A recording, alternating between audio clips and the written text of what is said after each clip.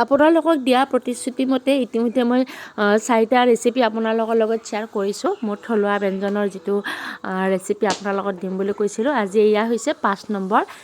আৰু এয়া লৈছোঁ মই নৰসিংহ পাত, ভেদাইলতা, বৰ মানমণি, সৰু মানমণি, মছন্দৰী, তাৰপিছত মান ধনিয়া পাত আৰু টেঙেচি শাক। আৰু আপোনালোক সকলোৱে জানে এইবিলাক আমাৰ দেহৰ বাবে বহুত বেছি উপকাৰিতা আছে। ইয়াত প্ৰচুৰ পৰিমাণে ভিটামিন, আইৰণ, বিশেষকৈ আইৰণ পোৱা যায়। আৰু এই গোটেইখিনি মই নিজৰ বাৰীৰ পাচলিৰ পৰাই বিচাৰি আনিছোঁ।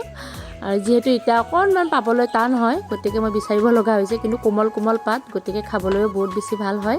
আৰু এয়া ধুই মেলি গ্ৰাইণ্ডাৰ এটাত গ্ৰাইণ্ড কৰি লৈছোঁ, লগত এটুকুৰা আদা আৰু নহৰুও দিছোঁ।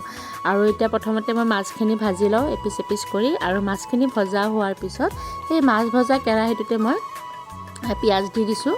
আৰু পিঁয়াজখিনি অকণমান ৰঙচুৱা হৈ ভজা হোৱাত মই ইয়াতে একেলগে হালধি, অকণমান জিৰা গুড়ি আৰু নিমখখিনিও দি দিছোঁ। তেলতে দিলে কি হয়, কালাৰটো ধুনীয়া হয় একচুৱেলি। আৰু আপোনালোকে তেলত নিদি পেলাই পিছতো দিব পাৰে। মই তেলতে গোটেইখিনি বস্তু দি পেলাই অকণমান ভাজি লৈছোঁ। আৰু ভজা হোৱাৰ পিছত মই ইয়াতে বনাই থোৱা পেষ্টখিনিও দি দিম।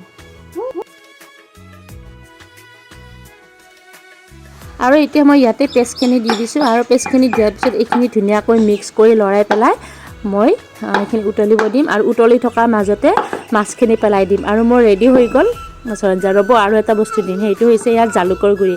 জালুকৰ গুড়িটোতো দিবই লাগিব এইখন আঞ্জাত, কাৰণ জালুকৰ গুড়িটোৱে হৈছে মেইন।